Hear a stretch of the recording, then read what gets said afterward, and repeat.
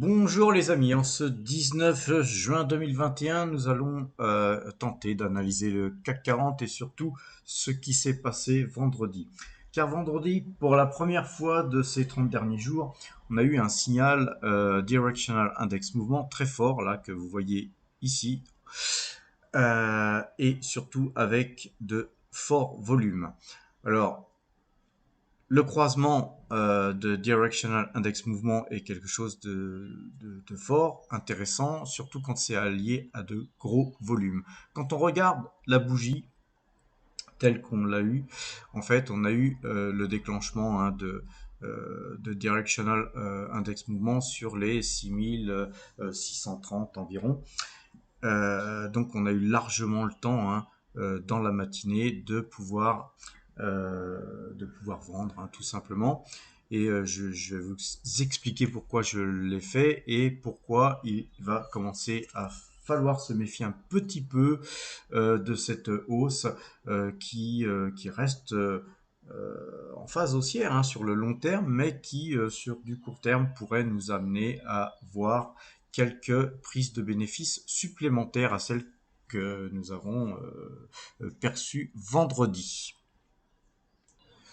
Pour ce faire, on va aller sur MetaTrader 4. On va regarder un petit peu sur le 5 minutes, tout simplement, ce qui s'est passé. Donc, en fait, vendredi, on a eu forcément, donc, avec le signal sur du Daily Directional Index Mouvement. Ensuite, on s'est placé sur le 5 minutes pour essayer de trouver des points d'entrée. Les points d'entrée ont été assez faciles à voir puisque le 5 minutes est resté vendeur quasiment tout le temps. Donc personnellement, j'ai fait pas mal de petits allers-retours qui ont fait que j'ai dû couper effectivement avec des pertes parce qu'en fait depuis un mois j'étais acheteur continuellement, donc je n'ai fait que des achats, donc que des gains pendant 30 jours. Chaque jour qui passait étaient des journées de bonheur avec des gains cumulés tous les jours. Néanmoins, il a fallu tourner notre position puisque j'avais une pause acheteuse de la veille.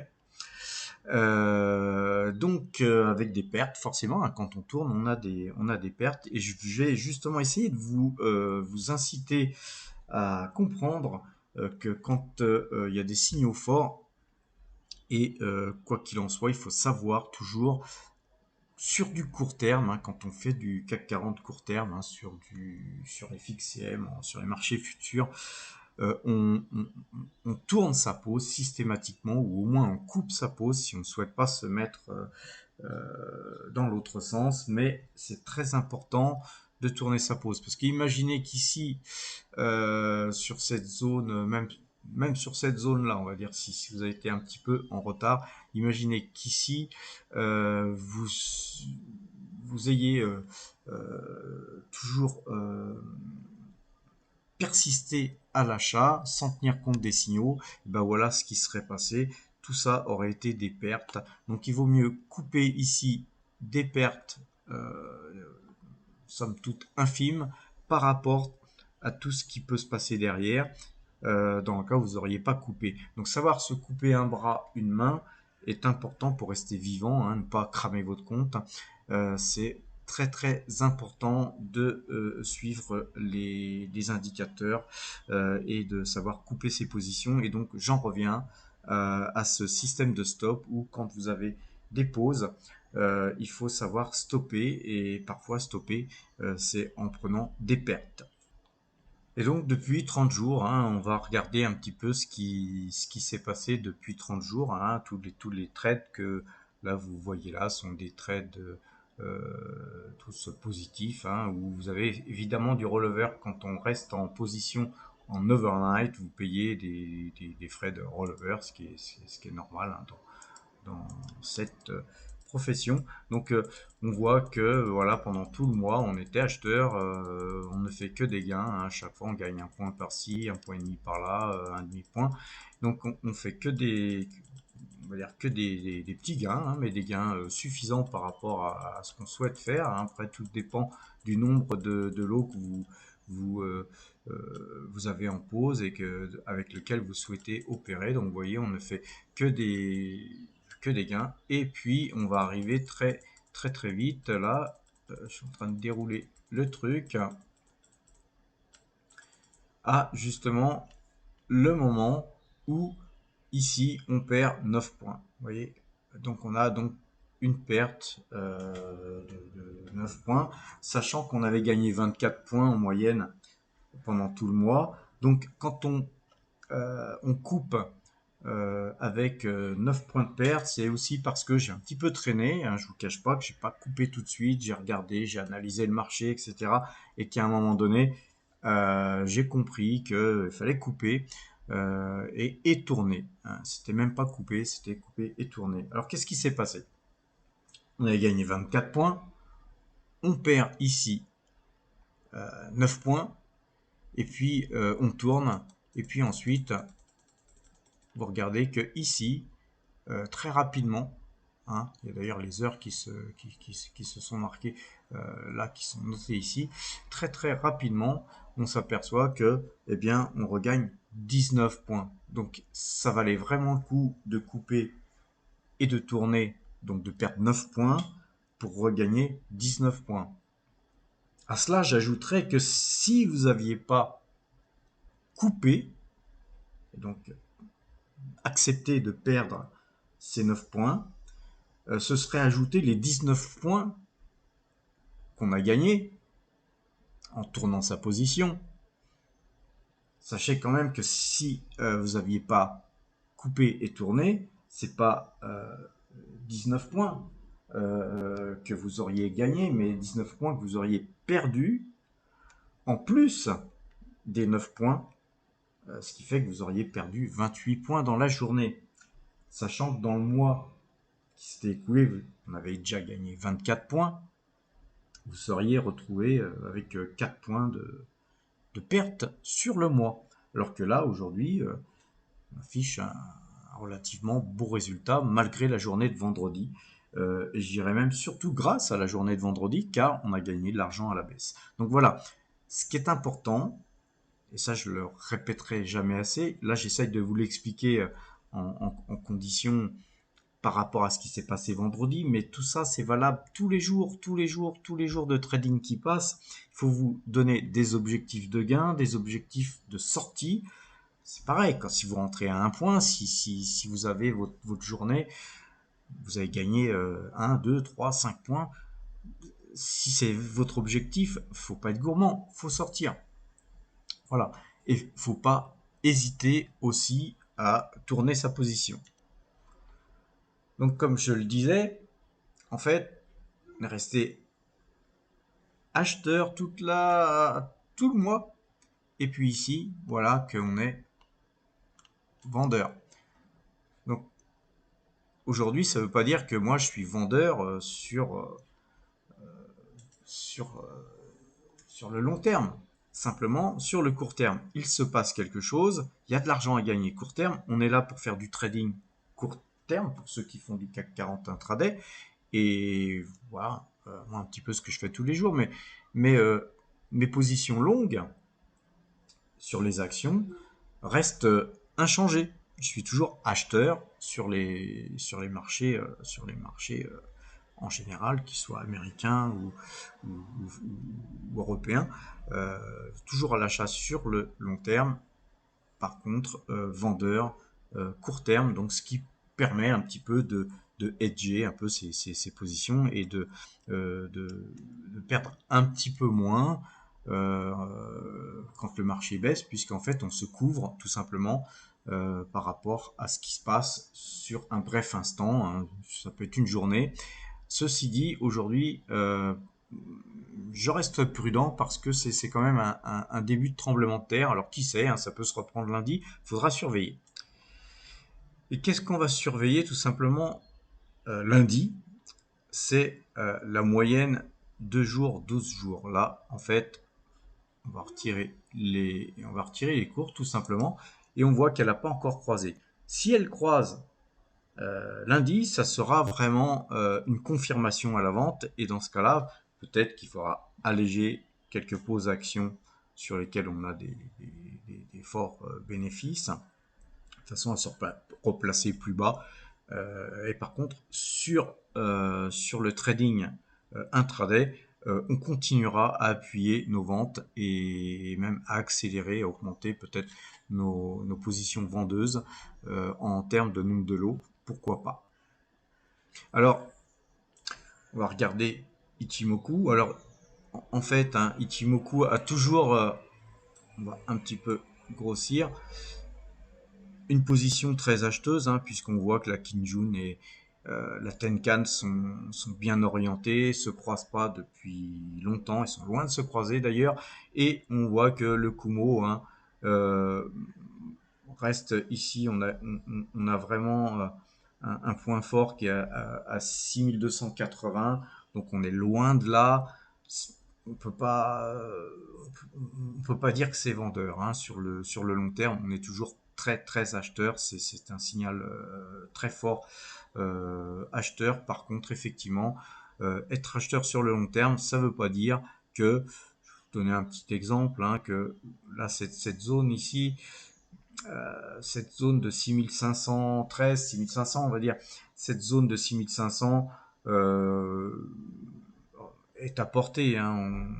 On a certainement de grandes chances d'y accéder demain, enfin lundi ou mardi, puisqu'on est le week-end, et que même on pourrait aller au-delà et aller sur les 6488, un truc du genre. Donc on a quand même une fragilisation euh, au niveau des acheteurs. On voit bien que les acheteurs ont pris les bénéfices, notamment puisque c'était un week-end et que la Banque fédérale a aussi pesé sur les cours. Faut bien le dire.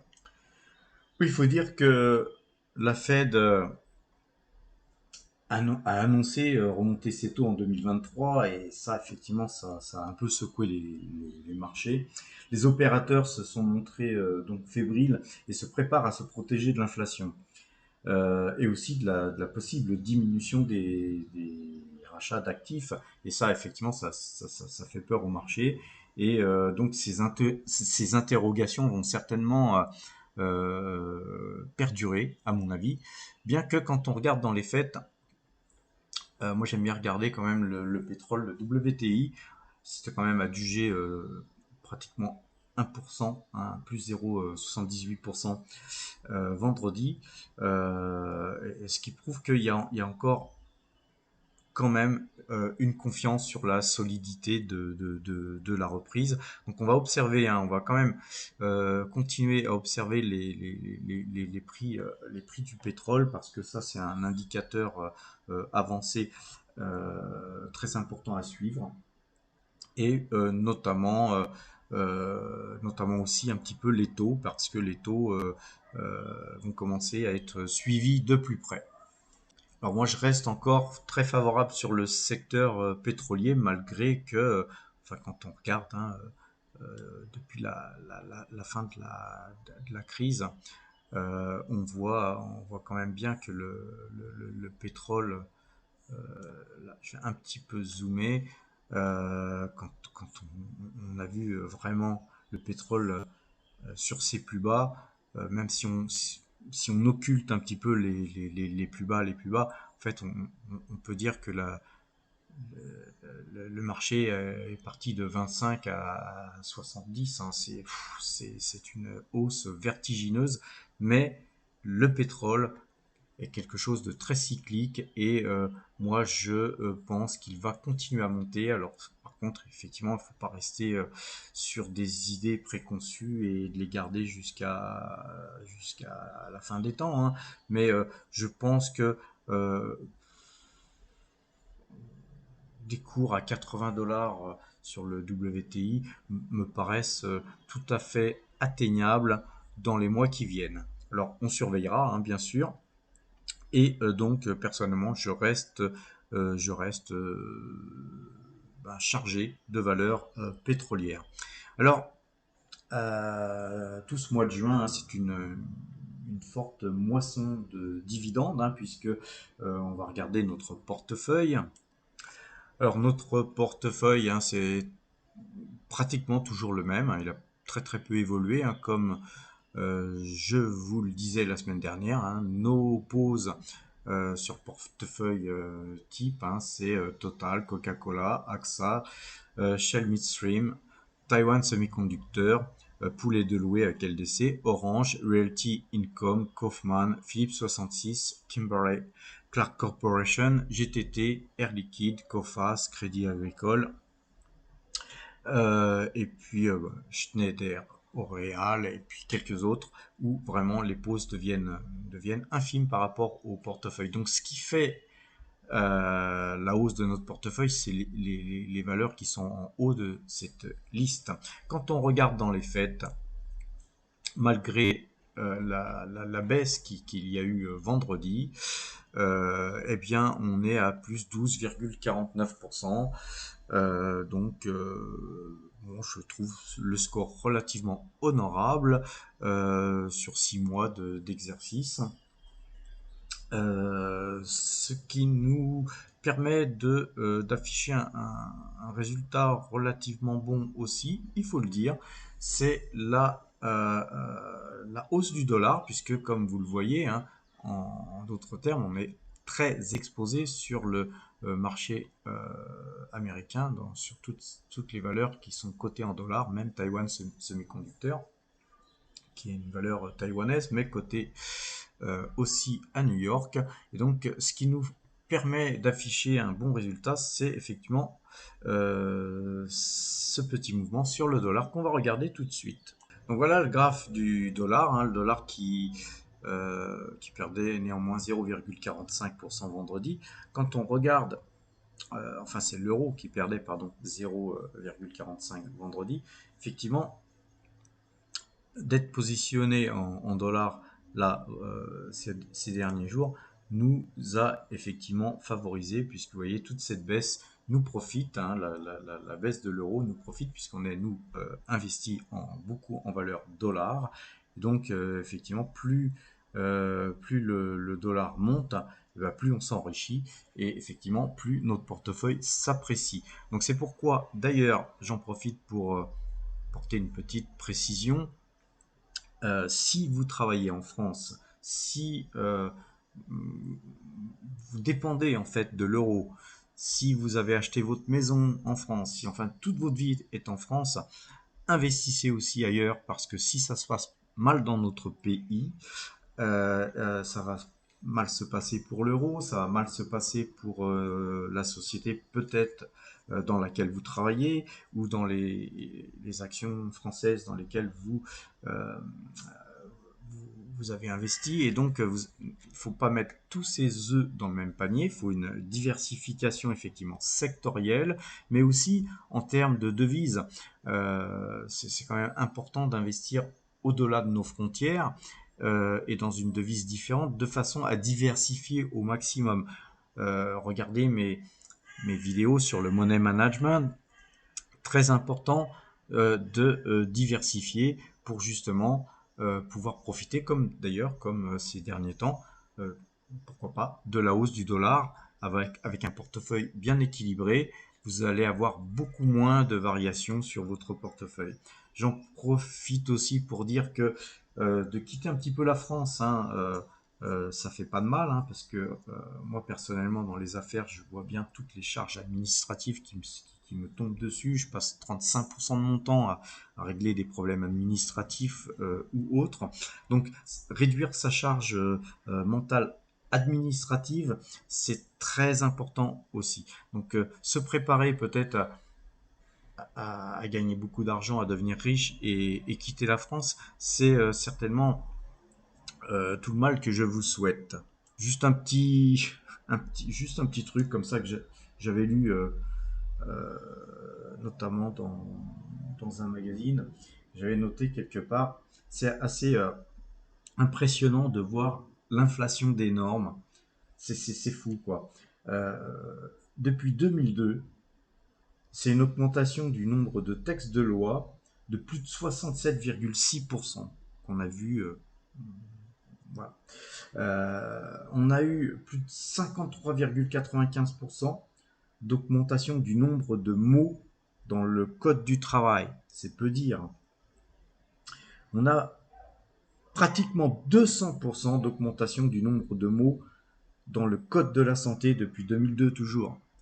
Je ne sais pas si vous imaginez, je pense qu'on doit être le seul pays en France à avoir une inflation des normes ainsi pratiquée. Et on a 69 086 pages de PDF de réglementation publiées sur le journal officiel électronique depuis 2020.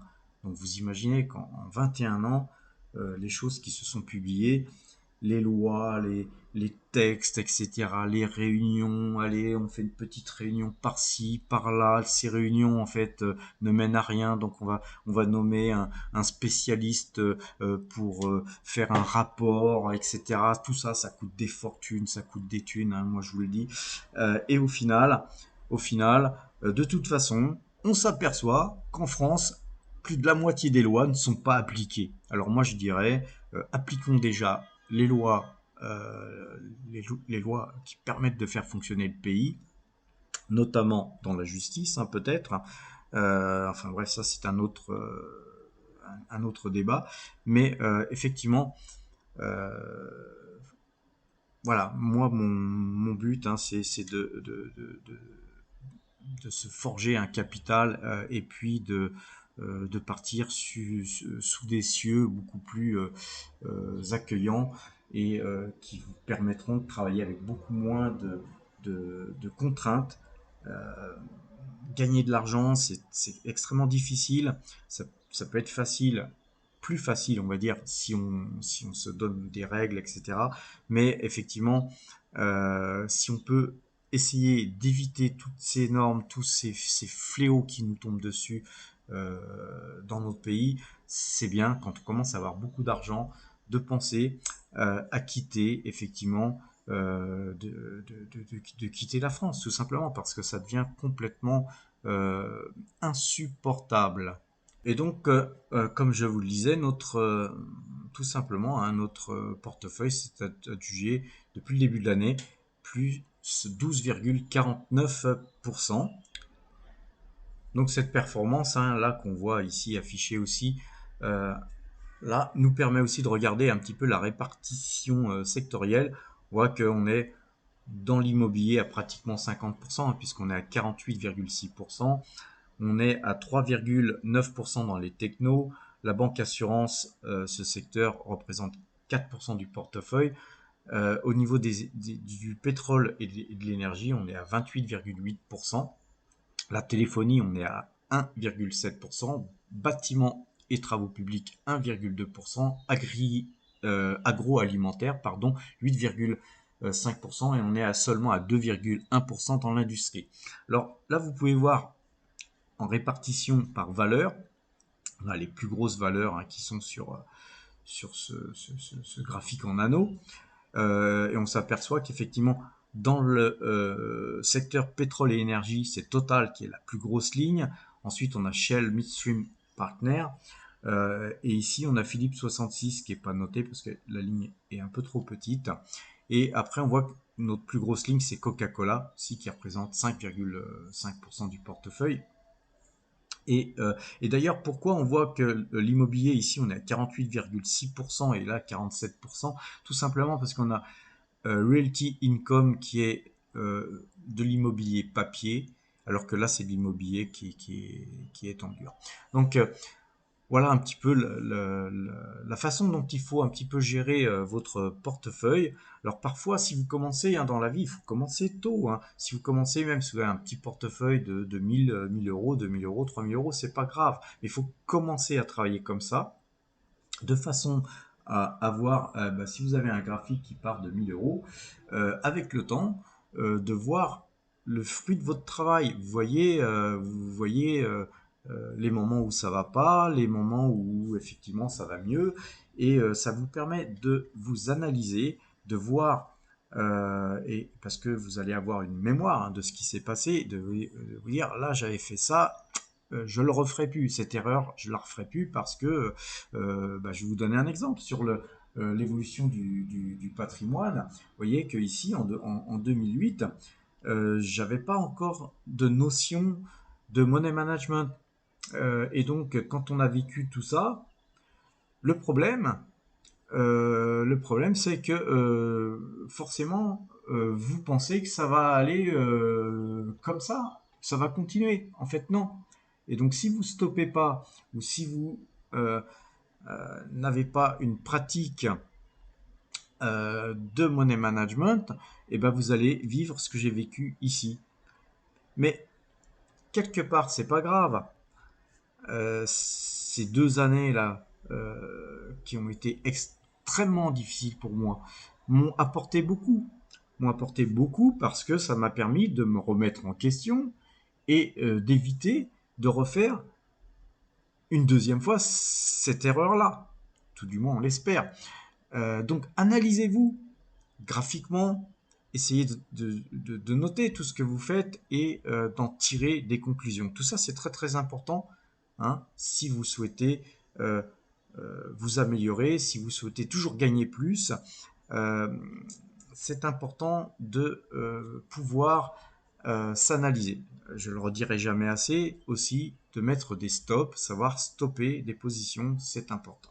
Comme je le disais, il y en a, au mois de juin, on a eu une période de moisson de dividendes extrêmement sympathique. Il y en a quelques-uns qui sont en train de tomber, que j'attends fermement pour réinvestir. Tout du moins réinvestir quand le marché, quand je jugerai que le marché repartira à la hausse. Et là, en fait, c'est Directional Index Movement qui me donnera le timing. Mais on a eu Kaufman, Broad, on a eu Taiwan Semiconductor, Orange, Realty Income, Coca-Cola, GTT, Biomérieux, Kimberly-Clark Corporation, Oasis Midstream, Shell Midstream Partner. Et bientôt, la cerise sur le gâteau, le dividende total qui va tomber. Donc on va avoir du pognon à réinvestir là très bientôt.